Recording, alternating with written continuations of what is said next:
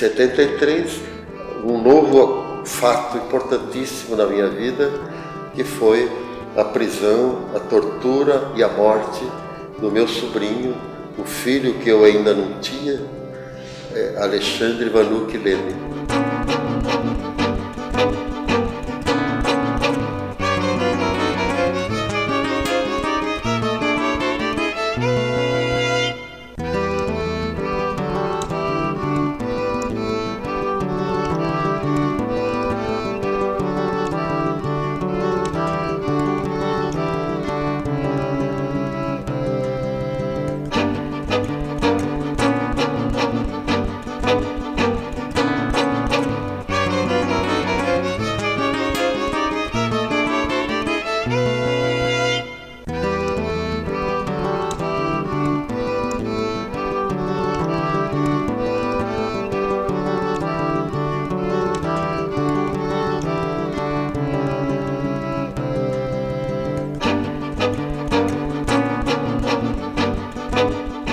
Daí eu voltei uma vez só lá no cemitério, nunca mais voltamos. Aí depois de 10 anos que nós conseguimos fazer o traslado.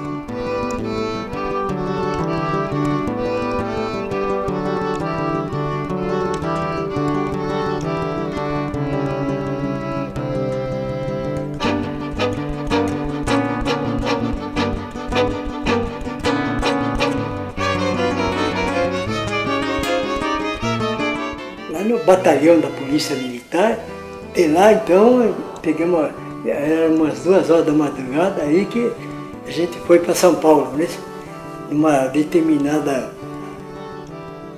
quilômetro da rodovia, mandou abaixar com a cabeça no vão do joelho, né? E as mãos na cabeça, e não levantamos, porque de cada lado tinha um policial com fuzil, assim. Se não fazer qualquer movimento. Aí a gente não soube para onde que foi, né? E lá nós ficamos no pau 11 dias lá.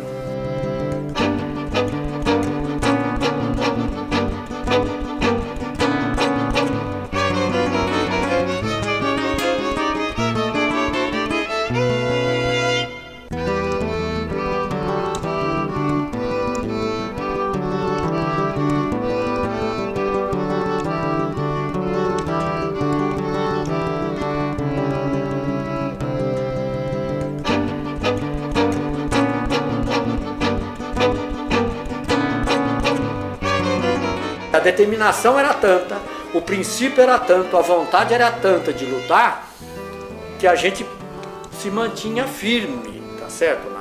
Na posição lá, apesar de sozinho, apesar da distância da família não podia saber onde a gente estava.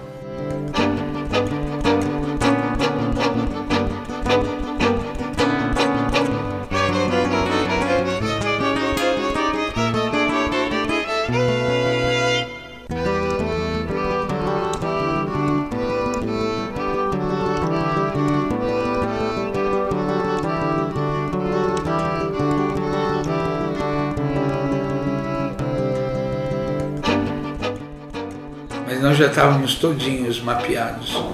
Aí o Alexandre, ele some na quinta-feira, ninguém mais achava o Alexandre, ninguém achava ele. Na sexta-feira ninguém achava. Aí no sábado eu vim para casa, eu tinha saído de casa, eu vim para casa para fazer as malas para ir embora, porque eu falei, nós vamos ser tudo presos. E que eu entrei em casa, minha casa estava cercada, meu apartamento. Os caras entraram, me prenderam, depois prenderam a minha esposa. E aí eu fui para o banco.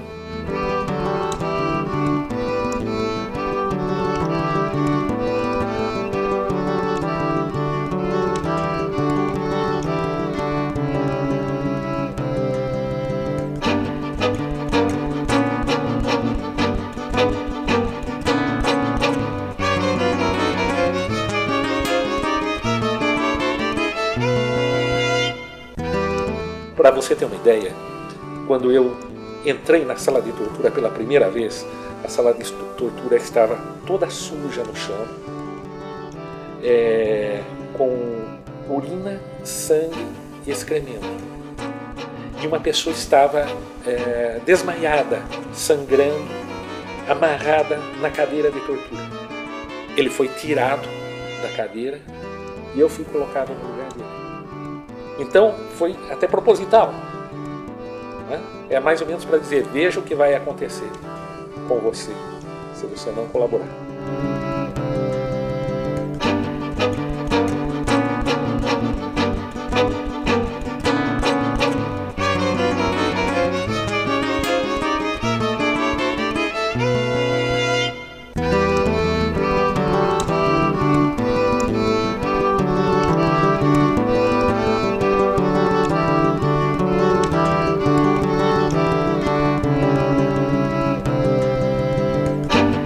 Eu ouso dizer até que o assassinato do Alexandre e a reação que ele trouxe foi o que preparou para que depois, um pouquinho mais tarde, lá por volta de 76, 77, houvesse a recuperação do movimento estudantil e depois o próprio movimento social que veio na sequência nos anos 78 e 79.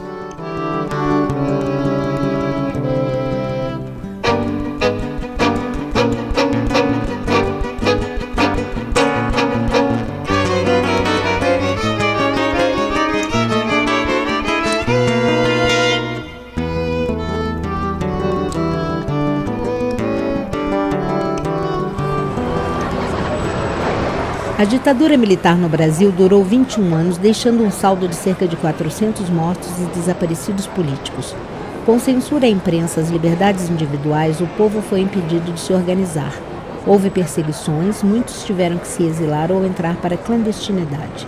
Os relatos que seguem são registros de pessoas que se posicionaram contra o regime autoritário, que causou terrorismo à vida de centenas de famílias, como a de Alexandre Vanucchi Leme, que morreu após torturas aos 22 anos.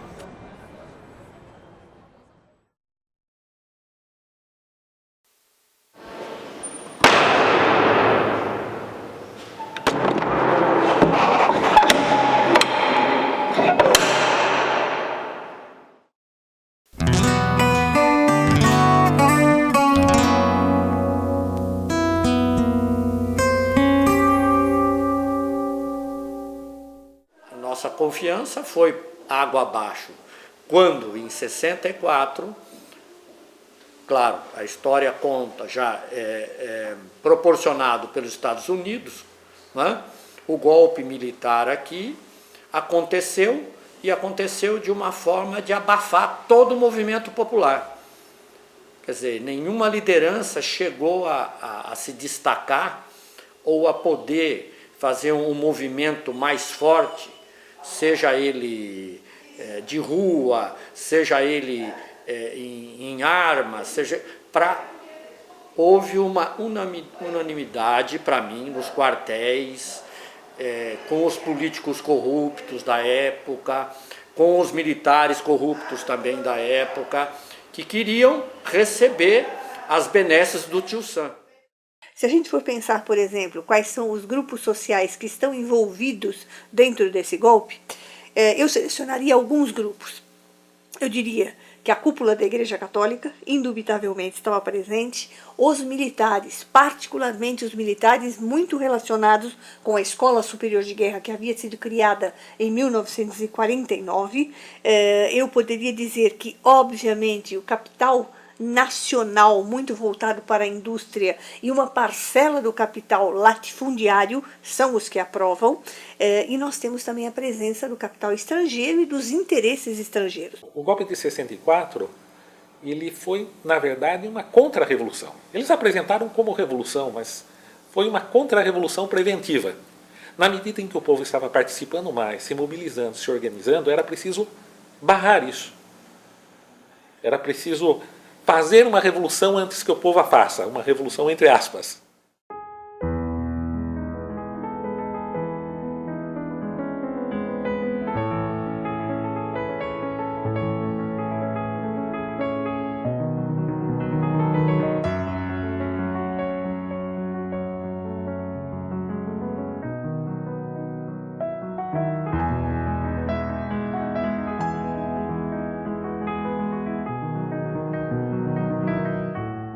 Quando eu estive numa cela do DOI-CODE, eu fui levado, logo cheguei, para uma cela que tinha cerca de 15 pessoas.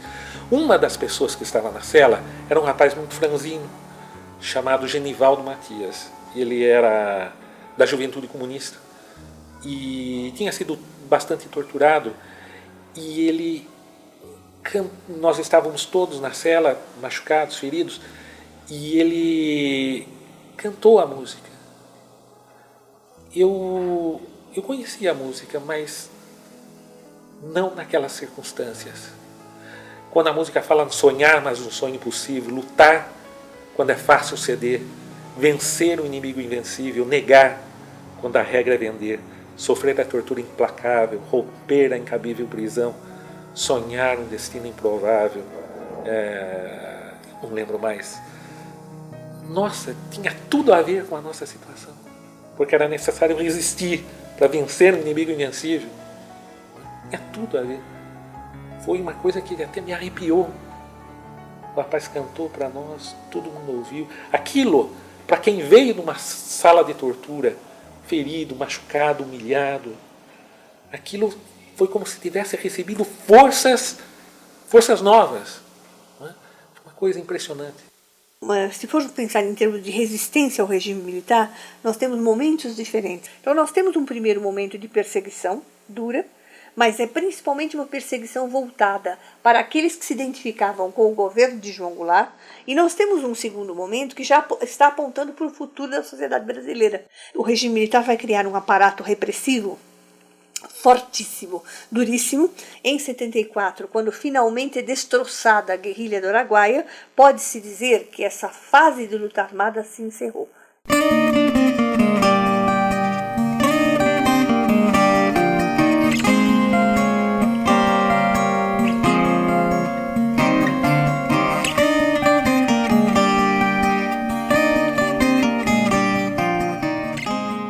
Tudo que a gente fazia com ele era muito divertido, porque ele era o protótipo do caipira, assim, do caipira. Além de ser gozador, todo mundo gozava dele, né? Aquelas botas de jacatatu que ele usava, aquelas botas de sanfoninha e aquele jeito irreverente, bem caipira, né?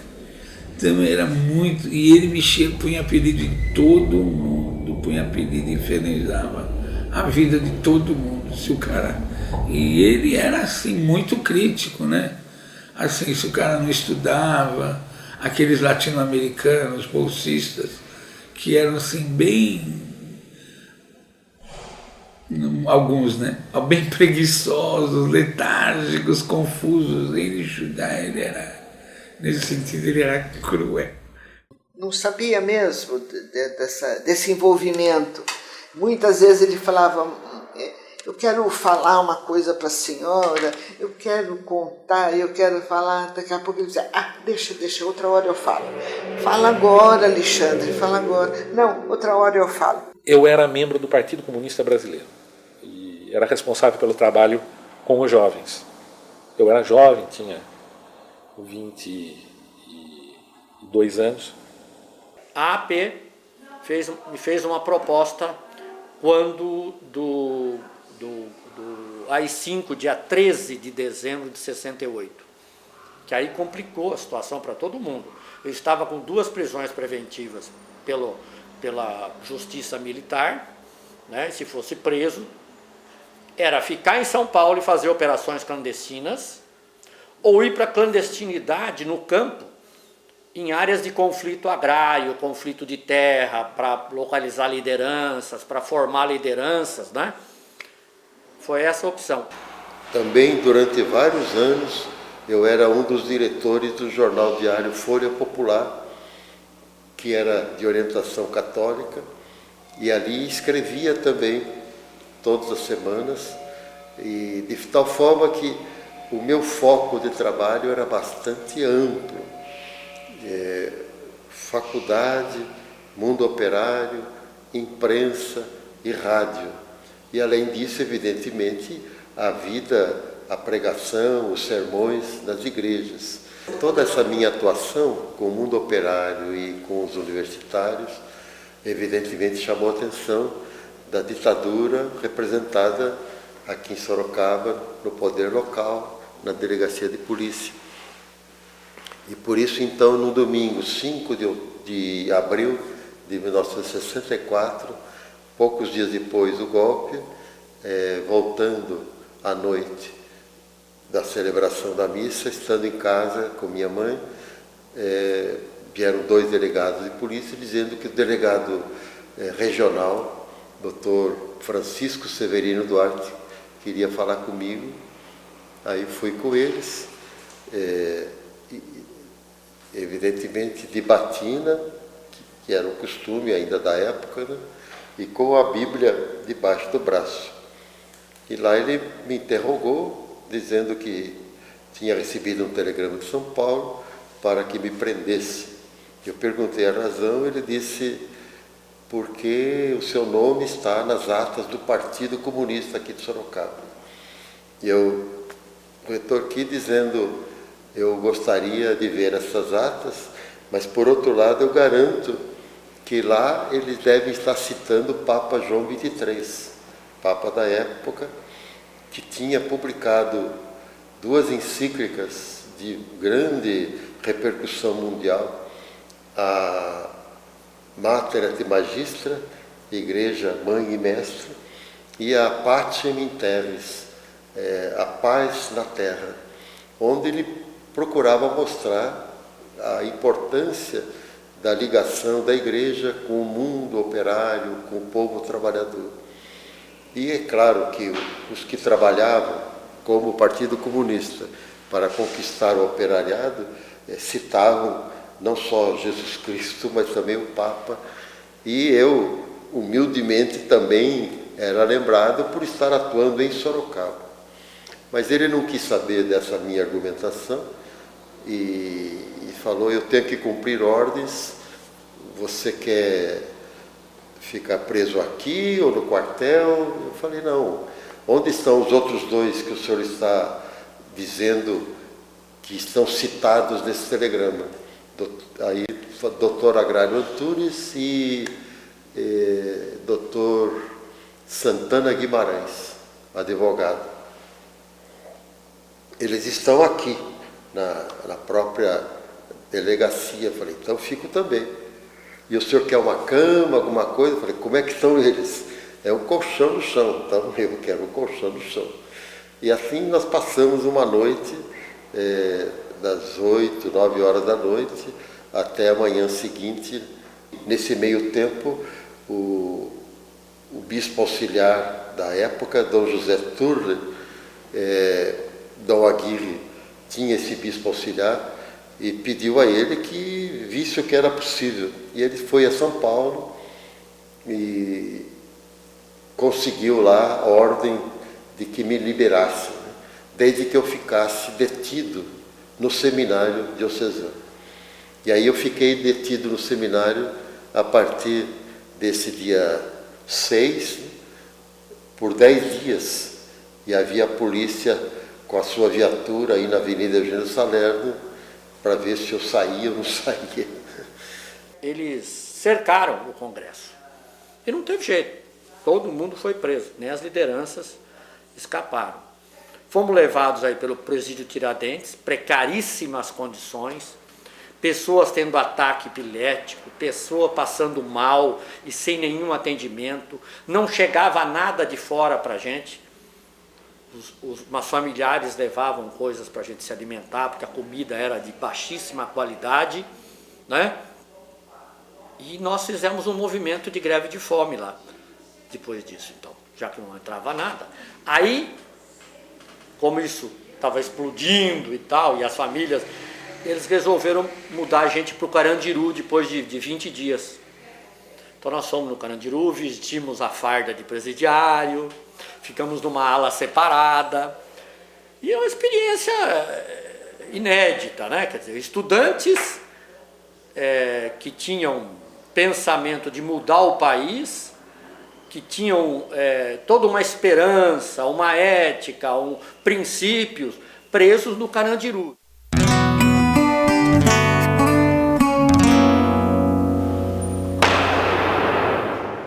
No no dia 3 de outubro de 75, né, eles deram uma batida em Sorocaba e levaram o Gabiru, o Francisco Siede. Cercaram o quarteirão lá, prenderam ele à noite, né, e levaram. Aí então, na segunda-feira, os filhos do Gabiru, eu era o vereador, veio aqui para a gente em São Paulo arrumar um advogado, né, para o Gabiru. Então eu fui em São Paulo, conversando com o advogado, né. Aí quando eu voltei, chegou um colega meu aqui para ver se resolvia um problema de água para ele. Eram mais ou menos umas 8 horas da noite. Aí ficamos batendo papo e coisa. Quando foi 10 horas, a filha, meu pai, tem uns moços aí que quer falar com o senhor. Eu saí na janela lá. Saí na janela porque eu já estava cabreiro, né? Falei, se levaram cedo, eu também. Também venho buscar ele, não deu outro. Aí o moço falou, o senhor, eu falei, sou eu mesmo. O delegado do DOPS lá quer conversar com o senhor. Eu falei, está muito bem, o senhor me dá o endereço dele tudo e amanhã cedo eu vou para lá. Não, mas precisa ser hoje. Peraí, mas o expediente lá na polícia não é horário comercial, né? Não, saiu uma exceção. Eu falei, não, mas agora eu não posso sair de casa. Olha, o delegado falou que é para nós fazer todo o esforço para nós não ir ser o senhor.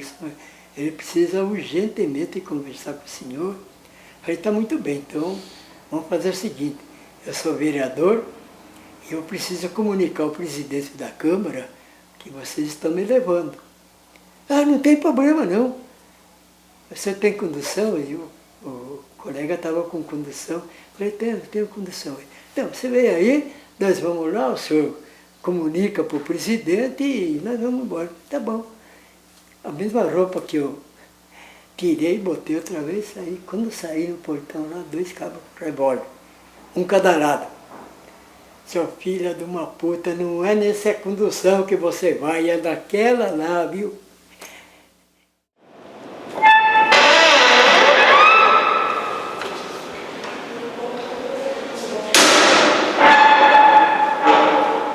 Eu fui preso no dia 9 de outubro de 1975. Eu fui preso na escola em que estava dando aula. O Objetivo de Sorocaba, o Colégio Ciências e Letras. Fui preso pelo DOI-CODE, mais ou menos por volta das 21 horas da noite. E, por sorte minha, eu fui preso no horário do intervalo. Então, tive milhares de testemunhas, o que me deu uma certa garantia de vida, não é?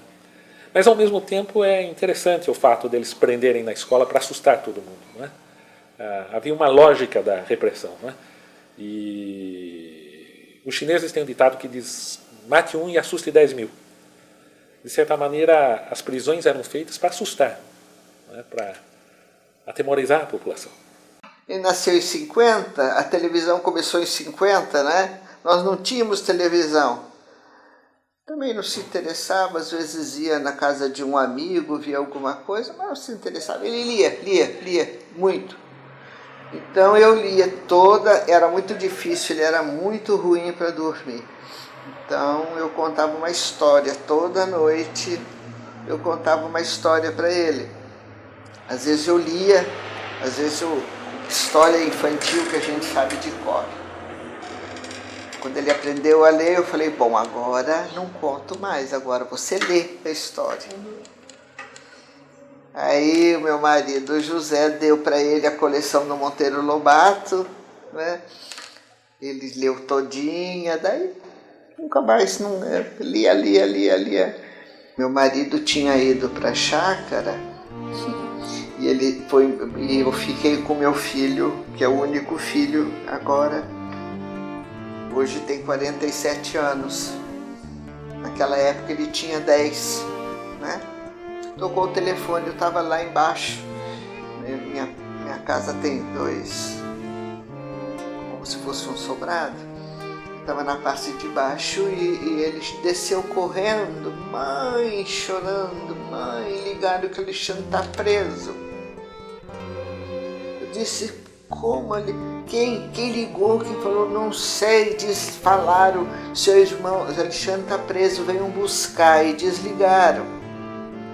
Aí eu cheguei na UBAN, eu não conhecia nada, vi, né? Entrei num corredor polonês, eles dando porrada, xingando. Aí eu olhei de um lado, assim, tinha um monte de moça presa, assim. Eram as meninas do PCdoB, todas presas, Melinha, todo mundo. Eu olhei, aí eu vi uma cela forte, os caras estavam lavando a cela forte. Eles tinham acabado de matar o Alexandre. Estava tudo cheio de sangue. Eles tinham acabado de... Ele se esvaiu em sangue.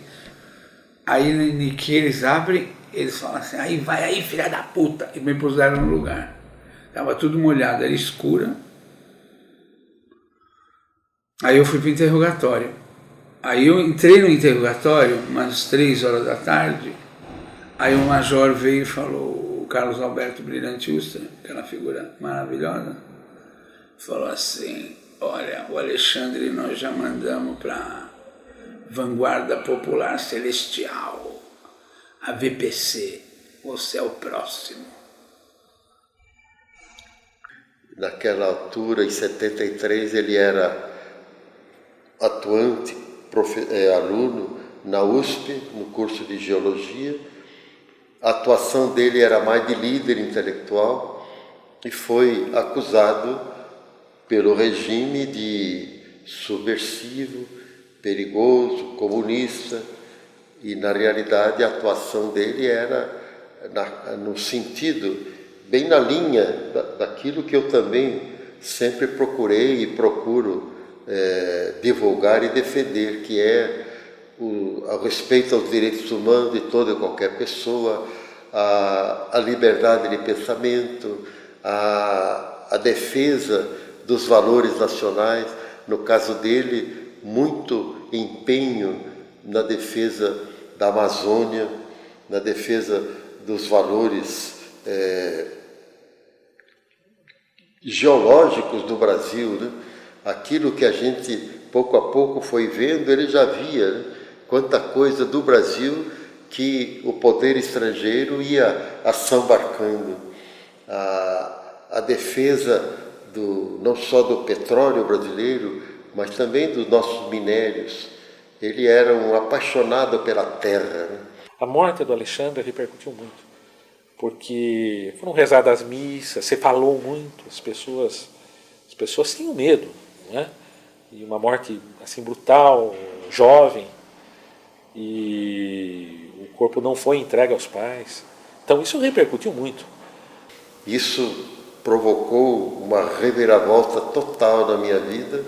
Foi um ato violentíssimo, porque ele foi morto depois de tortura muito violenta, e o seu corpo foi negado, né?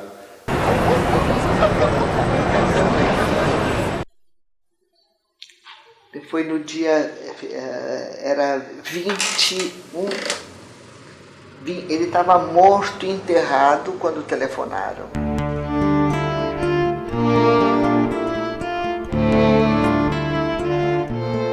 Dúvidas e angústias atormentavam familiares e amigos de Alexandre. Eles se perguntavam, por que não entregar o corpo de Alexandre? Por que a família só veio a saber da morte por meio dos jornais? Então, em São Paulo, é possível enterrar um jovem de 22 anos, estudante da USP, como desconhecido? Por que impedir de todas as formas a exumação de seu corpo? As respostas eram totalmente evasivas, que ele foi preso sem nenhum documento, que ele era desconhecido. Mentira total, porque os dois jornais na notícia davam o nome dele correto, que era aluno da USP, que aluno do curso de Geologia, portanto não podia ser enterrado como indigente desconhecido.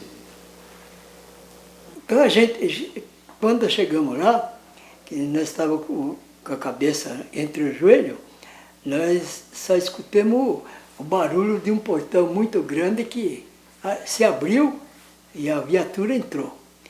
Quando a viatura entrou, aí eles mandaram a gente erguer a cabeça e colocaram um capuz.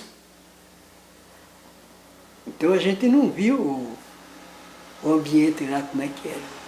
E só tiraram o capuz depois que nós estávamos dentro do estabelecimento lá. Então o que ocorreu? Ocorreu o seguinte, que a gente ficou lá, o meu grupo ficou 11 dias lá. Nesses 11 dias, cada um tinha uma receita médica. Para cada um era um tipo de tortura, né, que eles exerciam.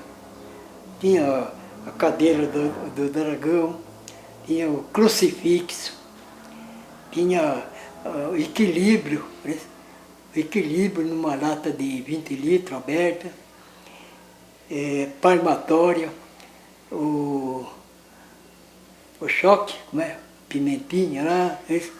Quer dizer, tinha o pau de vassoura, até caibro, pedaço de caibro para bater no. Então, esses 11 dias foi, olha, eu acho que eu entrei no inferno, viu? Eu sofri choque desde a unha do dedão do pé até as fias do cabelo. E pontapé e soco, né? Eu sentava num banquinho assim, só de capuz, né? Nu, sem de capuz, eu ligo lá fazendo pergunta, né? E se a pergunta não fosse de acordo, se a resposta não fosse de acordo com a pergunta, eu ligo aqui, dava um copinho aqui, eu ia cair para lá, o outro dava, para não cair, dava outro copinho do lado de cá, e assim. Foi aí que eu perdi parte da audição.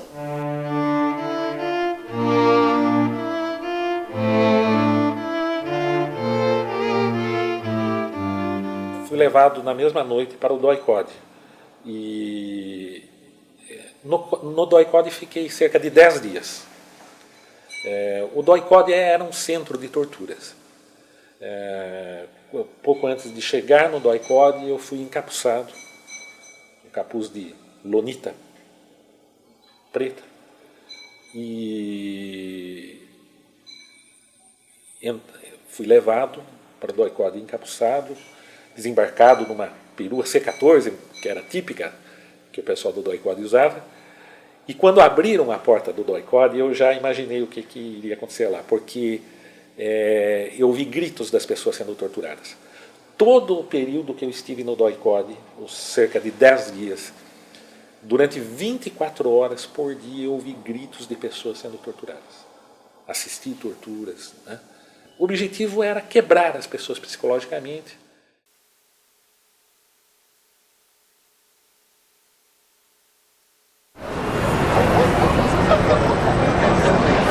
Comecei a me sentir tão mal, tão mal. Eu tinha a impressão que eu estava num pau de arara, que eu estava numa tortura com o Alexandre. Eu comecei assim, parece que a ficar com ele na tortura, e daí fiquei mal, quase desmaiei ali, fui para fora, vomitei, mas foi um horror.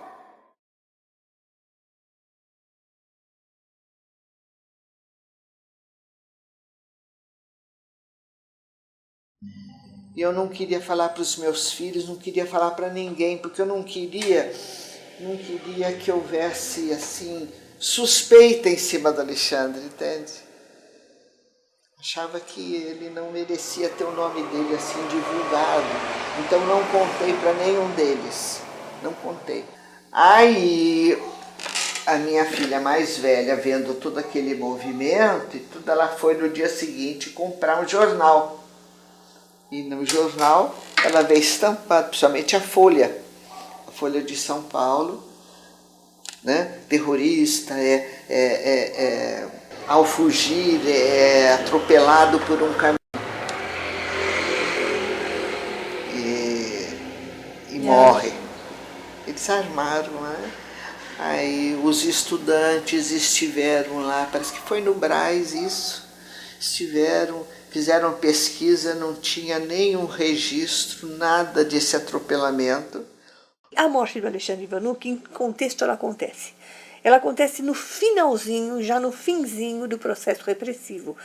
A guerrilha do Araguaia iria terminar um ano mais tarde, em 1974. Então nós estávamos no momento, inclusive, que a agremiação da qual fazia parte o Alexandre Vanucchi Leme, que era a ALN, Ação Libertadora Nacional, ela estava praticamente destroçada. Então é inclusive de se pensar, por que você precisava matar um estudante? Por quê? Né? Então há um endereço certo, há uma intenção, porque não havia mais oposição armada organizada a ponto de assustar o regime militar. O regime militar estava, naquele momento, aspas, vitorioso em relação ao processo repressivo, mas ele faz questão de ter um mártir a mais. O Alexandre é um exemplo, como depois fará questão de ter mais 2 mártires a mais. Fará questão em 75 do Vladimir Herzog e em 76 do Manuel Fiel Filho. Então, isto diz respeito a um procedimento interno, que é um procedimento de que há visões diferenciadas no interior das Forças Armadas. Foi enterrado no cemitério de Perus, né? Então, enquanto meu marido ia lá para pegar o atestado de óbito, eu fui com uma irmã e um irmão, nós fomos para o cemitério de Perus. Minha irmã, mais nova que eu, muito emotiva, e depois o Alexandre era muito querido, sabe? Muito querido pela família, ele era muito querido. Foi o primeiro neto, foi o primeiro sobrinho, né? Então, ela entrou e já entrou aos berros no cemitério. Nós compramos umas flores e o coveiro falou, mas isso não pode acontecer, o que tinha ele que ver, não é? Como é que vai, se você vai num cemitério, você não vai para festejar nada, não é? Achei estranho, como que não pode chorar? É claro, era uma situação muito especial, vamos dizer, né, daquela morte. Aí ele foi nos acompanhar, nós fomos ver lá no livro, estava lá o nome dele, morte, atropelamento. Tá? Aí nós fomos, era o que? Tinha nada, mas tinha várias cruzes ali. Era o lugar onde eles estavam enterrando aqueles que eles torturavam e que morriam na tortura. Eu ouso dizer até que o assassinato do Alexandre e a reação que ele trouxe foi o que preparou para que depois, um pouquinho mais tarde, lá por volta de 76, 77, houvesse a recuperação do movimento estudantil e depois o próprio movimento social que veio na sequência nos anos 78 e 79. Quando aconteceu da morte do Alexandre, os estudantes foram falar com D. Paulo. D. Paulo tinha sido nomeado cardeal fazia pouca, estava há pouco tempo lá. Então queriam que o velório fosse lá, que tivesse um velório lá, qualquer coisa. Diz que ele não podia fazer isso, não podia. E daí queriam então pelo menos que ele fizesse a missa de 7º dia. Ele disse que então que ele faria essa missa, ele procurou acalmar. Aí nós fomos para lá. A missa acho que era 6, 7 horas, não lembro. Eu sei que quando eu cheguei, eu já fui mais cedo, assim, toda a redondeza ali estava já cercada de policiais, de brucutus, de carros, todinha. E filmando. A igreja ficou lotada, uns falam 3.000, outros falam 5.000, ela ficou lotada. E nos bancos tinham panfletos falando por que tanta movimentação, por causa daquela morte e tal. Aí no dia da missa, eles me tiraram da cela. Aí aquele dia, menina, eles bateram em todo mundo. Mas não perguntavam porra nenhuma. Porque geralmente você apanha para responder uma dúvida deles, uma pergunta. Aquele dia era pau, cacete, sem dúvidas. Não tinha dúvida, era apanhar por apanhar. E eu apanhei no pátio, né? Porque era uma merda, né? Você apanhar no pátio, na frente de todo mundo. O major xingava o cardeal de tudo que era nome. Filha da puta, viado, filha da puta, cardeal maldito. E ele estava com uma palmatória grandona, assim, um paulão, e ele dava porrada. Ele estava enlouquecido aquele dia.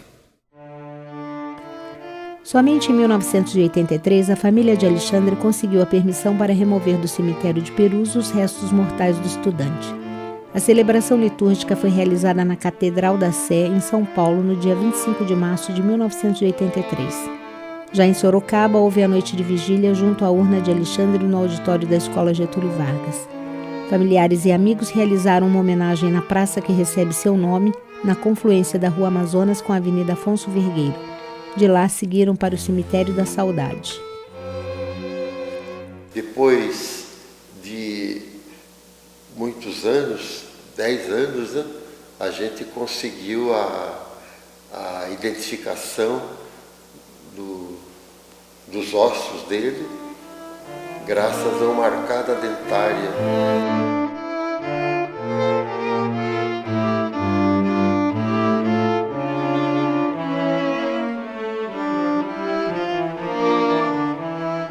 Depois, na passagem, né, paramos ali, aí eu coloquei coroa de flores. Teve uma pessoa conhecida, amiga, do tempo de infância mesmo da gente, também colocou uma coroa. E daí nós fomos para o cemitério.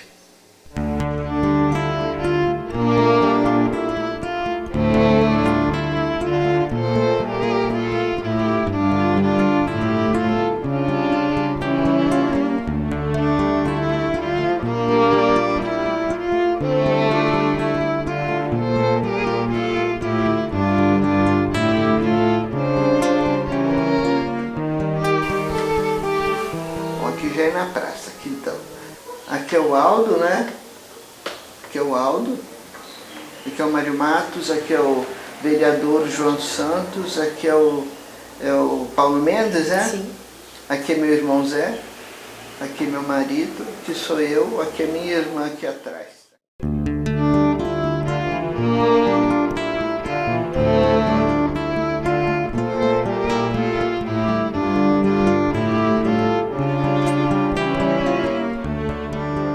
Saibam que vocês não estão sozinhos nessa luta.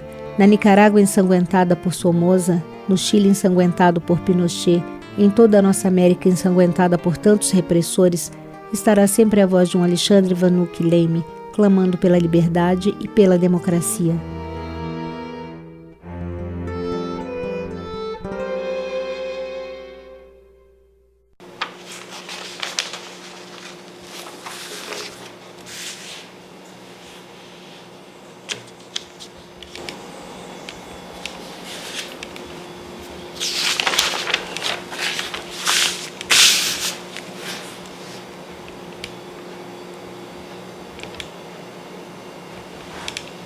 Onde está a pracinha, tudo por ali não era, era tudo campinho. Era ali que ele ia jogar. Por isso que a gente escolheu a pracinha ali. Agora ela foi cortada ao meio, né, para dar a mão ali, mas ela chegava até ali.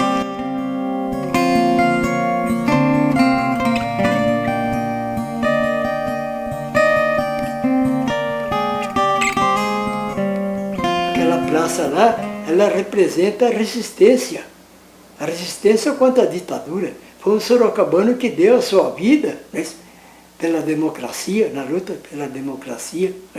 Então ela tinha que ser vista como tal. Naquele tempo nós estávamos trabalhando pela anistia e Sorocaba tinha um comitê, era liderado pelo Dr. Fausto Carneiro, um médico amigo da família também, e ele liderou uma lista de pessoas que pudessem financiar esse monumento.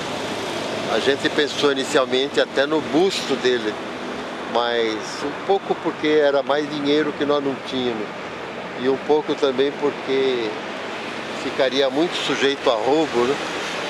A gente resolveu fazer só esse monumento bastante simples que identifica a presença do Alexandre nesta praça, local onde ele fez muita brincadeira, muito jogo de futebol, mas também marca bem geograficamente a presença dele como um mártir do povo brasileiro no tempo da ditadura.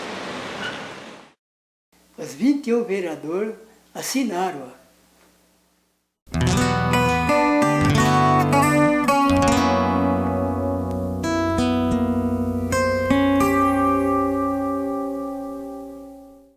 Subscreveram a indicação. Foi para o prefeito, o prefeito era de tendência católica também, né? Pegou e aceitou a indicação, elaborou a lei, aprovou a lei, decreto-lei, né? Passou tempo e coisa, aí veio a intimação para mim depor acerca da indicação, porque na indicação eu fiz, como é que diz assim, eu ofendi as forças, né?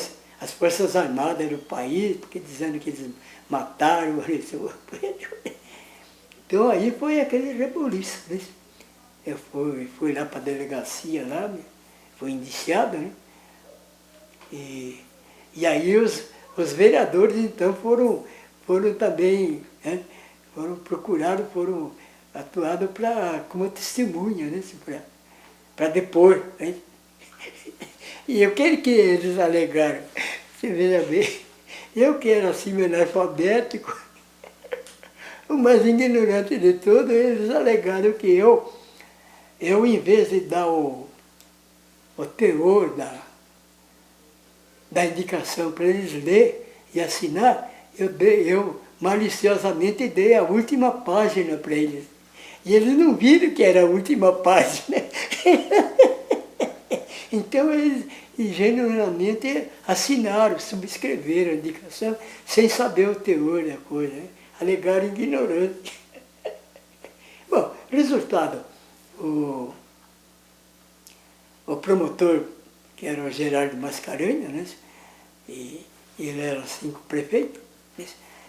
E então requereu o arquivamento Então, a praça foi inaugurada, a imprensa publicou a data, o evento, né? E aí foi mobilizada as autoridades para participar do evento, né? E aquela placa que está escrita é de um livro muito bonito que ele me trouxe, O Filho do Homem. Hei de fazer que a voz torne a fluir entre os ossos e a fala torne a encarnar-se, depois que se perca esse tempo e um novo tempo amanheça. Em 1978, a censura política à imprensa chega ao fim. No ano seguinte, abre-se a possibilidade da reorganização partidária, mas excluindo aqueles que têm em seu programa uma proposta revolucionária. No mesmo ano entra em vigor a legislação da anistia. Em 1984 ocorre o grande movimento pelas diretas já, com a adesão espontânea de milhares de pessoas. Em 1985 acaba a ditadura militar no Brasil, rompendo o ciclo dos generais. Mas as liberdades democráticas eleitorais só ocorrerão mesmo em 1989, ano em que o povo, por meio do voto, escolheu seu presidente.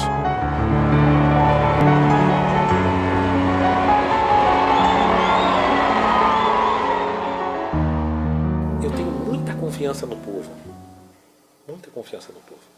E não existe mal eterno. O que existe de ruim foi feito por pessoas e pode ser mudado por pessoas. E é preciso mudar. Né?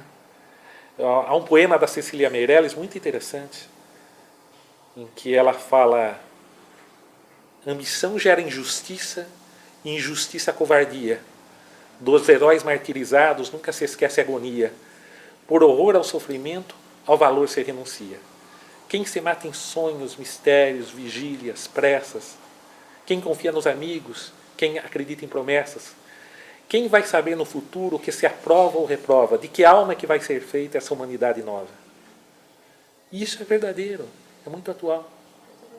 Na simplicidade desse trabalho, o meu, da atuação do Alexandre, mostra que vale a pena um jovem, um líder, um padre, um advogado, um médico, vale a pena acreditar e lutar pelos próprios ideais. Era um ideal dele, ele queria, quer dizer, que acabasse aquela ditadura militar, né? Porque era uma ditadura, ninguém pode esperar muita coisa dela. Eu não tinha medo. Eu falei, o que eles fizeram, são eles que têm que ter medo, porque eles que fizeram o mal. Eu não fiz nada, nem meu filho. Um ideal é um ideal, né? Eu acho que eu achava certo estar lutando por aquilo. Não incentivava, não. Eu dizia, Alexandre, cuidado, Alexandre, você está se expondo. Não, imagina, olha, que eles te pegam. Não vou ser pego nunca, isso nunca vai acontecer. Aconteceu o pior, né? Sempre existiu oposição e que sempre há um movimento popular, sempre há um processo de resistência à dominação, sempre existe uma resistência que vai na mesma direção, é uma lei física, ou talvez numa direção mais forte ainda, uma direção contrária e talvez uma direção mais forte ainda. E a sociedade brasileira age exatamente dessa forma. Então nós precisamos aprender onde estão os processos de dominação e de resistência e compreender que é só assim que nós teremos condições de construir uma história da sociedade brasileira da qual possamos nos orgulhar, devamos nos orgulhar e daí para frente partir para a construção de uma sociedade brasileira melhor. São 45 anos de luta, né? Sem desistir. É claro que eu sofri do estômago muito tempo, aquela coisa nervosa, aquela coisa... Depois veio me dar depressão, certo? Depois problema de próstata. Tudo isso é consequência do clima que a gente vivia, de expectativa, e de nervoso, e de luta, né? Naquela época. De possibilidade de repressão. Mas eu convivo com isso aí. Eu acho que posso colaborar ainda com alguma coisa.